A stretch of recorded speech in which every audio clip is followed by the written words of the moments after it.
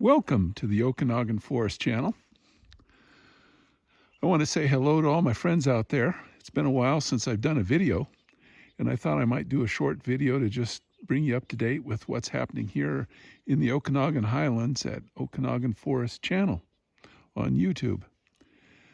Before I go too far, I want to say hello. It's the end of hunting season, and so you can see, and believe me, I'm nothing to look at, but you see I have a hunting hat on. I'm not hunting, but it's good when you're in the forest like this that you pay attention to safety and wear something bright so that people don't confuse you with a deer, which happens unfortunately sometimes. Anyway, I want to just give you a quick introduction to the cabin and what I'm doing here these days. Hang on for just a second while I adjust the camera. There we go. And I'll pan around so you can just see things here. There is the old Jeep and part of the container cabin and a bright red and blue flag. That's actually the flag of Norway that I got at a secondhand store. I like the color in the woods. It's kind of nice. But one thing I wanted to show you here is what I've been using to chop wood. That splitter is kind of like a steel post hole tool, and it really works wonderfully to split stuff. And let me try to show it to you if I can. You take this, and this just comes up. You see it go, and it'll just split through almost anything. It really works great, and I've really enjoyed using it because it's been so good. Let's go over here too for just a minute. I want to show you my barbecue because this is not an expensive barbecue purchased at a urban, designer type REI outdoor store for $300. What I have are three semi-truck wheels that I got for free, believe it or not, free, not a dime. And I've used them for more than 10 years, and they really work well. But let's go up here and take a little closer look. Move this for just a minute. You can see that I've got a strainer pot in here, and that works as a wonderful barbecue. In fact, it's one of the best barbecues I've ever had. It really just works wonderfully. So what I would say to people before you go to some big box store or outdoor club and spend $300 on a chintzy aluminum or stainless steel fire ring that you may only use for 1 year and then need another one, think about something like this. It didn't cost anything hardly, and it works wonderfully. All right, well, I want to take you inside and show you the cabin a little bit. And the important thing is it's changed a lot over the years. There's the old Jeep, and you can see the outhouse in the distance. But the big new thing here are those two beautiful 4x4 windows, which have really completely changed the inside. So let's go have a look. Bear with me.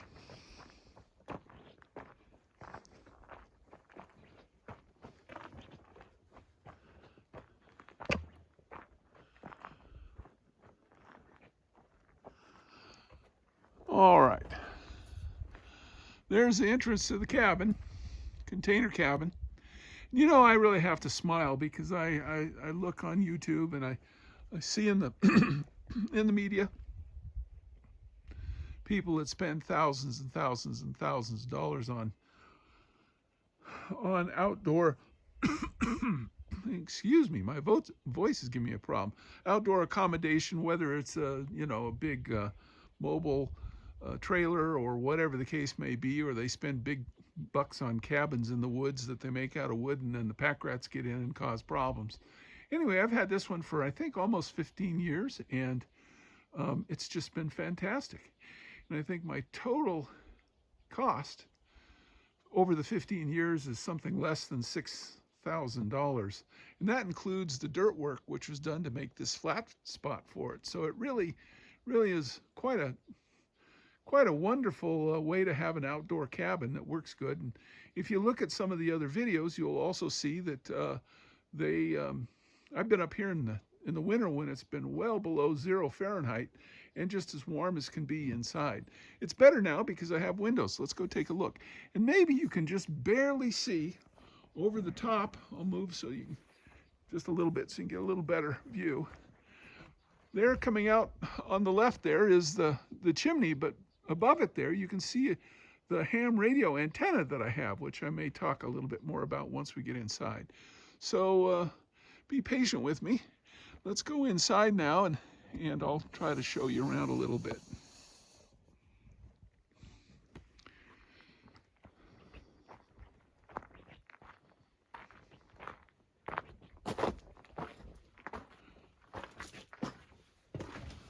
And we have to get adjusted to the light a little bit, but now there are windows, so the light is a little better than it was. This is my kitchen. There's my lunch ready to be warmed up a little bit later.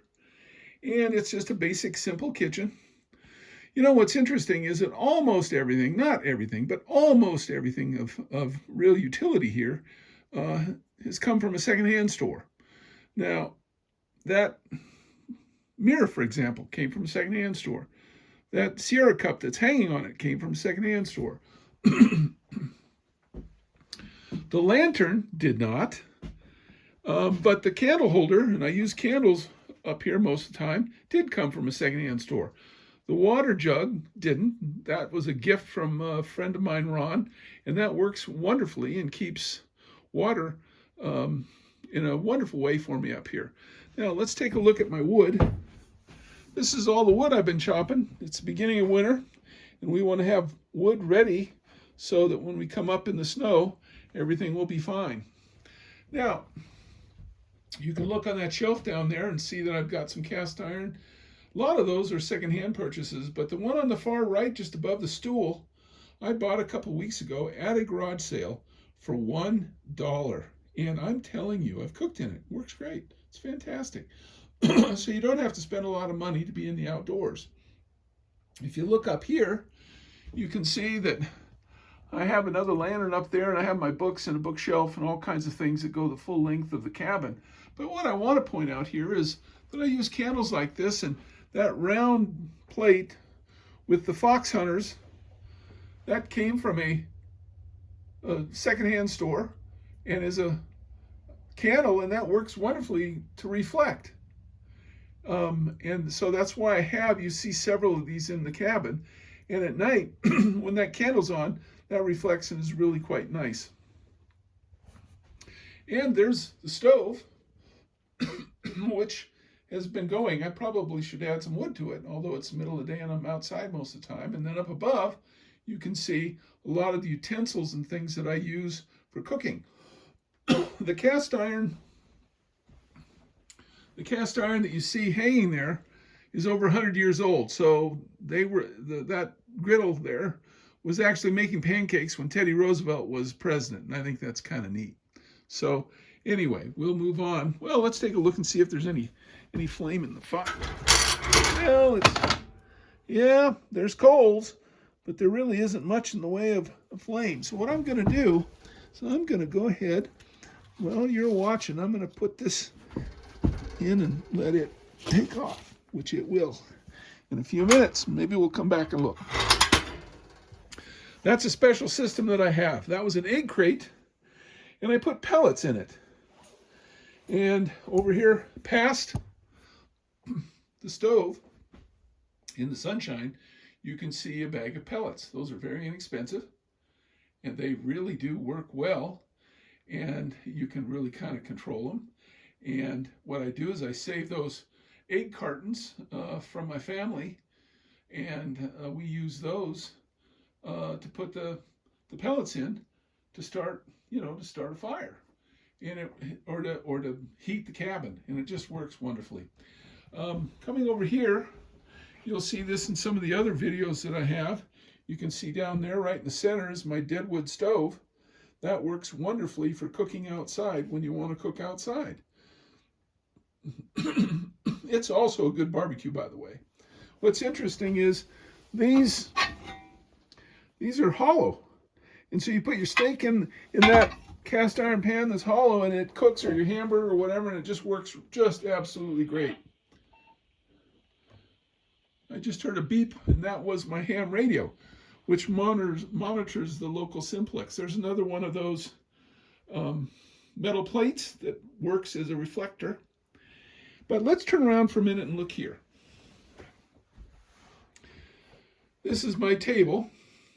But that radio, this time that I've been up here, I've listened to Voice of Mongolia, I've listened to China, Taiwan, I've listened to Radio Havana, the Czech Republic, I've listened to programming from Canada and programming from the United States, and probably the program, the shortwave radio station that I enjoy the most is the radio station in New Zealand, Radio New Zealand National.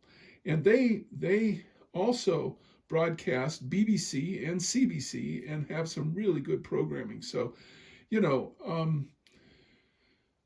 when you're at an off-the-grid cabin, sometimes you don't have access to the news the way you would if you're in town, and there's no internet here. So that's really a helpful addition to the cabin. Now here you can see the window looking out that I had put in, and it works really, really great. Next to the window, of course, is my log cabin. And I tell people that I have a log cabin in the Okanogan Highlands. You know, a lot of cool people have log cabins in the Okanogan Highlands. And in fact, you can go back and see one of the videos where we played a trick and made it look like a big cabin, and then I come and pick it up and walk away with it. It's kind of fun. At my desk here, I want to show this DeWalt sprayer. And the reason that's so useful up here, I don't spray things with it, but I put hot water. I've only put water in it, and I pump it up, and it's a wonderful shower. If you look at the nozzle, it's just a regular nozzle that I put on the end there. I pump it up, and then I can use this to squirt, and you can wash your hair and take a total shower and everything outside, no problem. Of course, in the winter at this time of year, it's a little bit cold, but that's okay. It really works well. And of course, you've got hot water because you've got a stove with these teapots. Now, I don't know if you can hear that, but that is a signal from a local ham radio repeater at this time, and I'm monitoring ham radio here. So the other thing is, in an off-the-grid cabin where there's no telephone, having ham radio really works well. Anyway, what I was going to say is, if you look at this, that one pot there is just enough water to wash your hair and take a shower outside if you want to. So let's go ahead and pan back towards my desk. And you just were listening to the repeater signal. That little radio right down here, you can see it's pretty small, but that works, and that's connected into the antenna outside, and it's run, in other words, the power comes from this battery pack that I bring up, and it works just really, really well. Let's see, from here, the farthest I've communicated is to East Wenatchee, which is, well, it's not 200 miles, but it's close away. And that's really good, because if you were having a real serious problem or something, you could probably at some point call for help or communicate with somebody if there was a need. Finally, there's my tool barrel and the bedroom. I just have a simple cot, and you can see the chair. And that chair, like most everything else, came from a secondhand store. And that really, you know, the cost of things up here is not so expensive. It's kind of fun. And I've got clothes that I put up here. And again, not the fanciest stuff from town, but let me again say hello. You can probably see me in the mirror there. Good to see you. There, that's a little better. Maybe you can see things a little more clearly. That's the back of the container. And we can pan back around and go out and see outside and look down the other way of the cabin. You can see how nice it is to have light in here. You know, the thing is that this is a reefer container, a reefer refrigerated container, so it's got incredible insulation. So when it's cold up here in the dead of winter and well below 0 Fahrenheit, you can be inside here and just as snug as a bug in a rug. Believe me, be totally snug and happy. You can see my candles here. Again, I use those at night. So I just wanted to give an update, kind of show things to you. And I hope you enjoyed taking a look. But more importantly, I hope that this experience and project that I've been doing will give you some ideas that you might be able to use to make things more economical, more useful, more practical, and more beneficial to you in whatever project that you may be doing. So again, welcome to the Okanogan Forest Channel. Good luck with your project. I'd love to hear from you. And again, the last thing I'm going to say is, we're not selling anything at all here. Not like a lot of these other folks on YouTube. We don't sell anything except for good ideas for free that'll help you with some project that you may want to do. And I hope this has been helpful. You take care and be safe.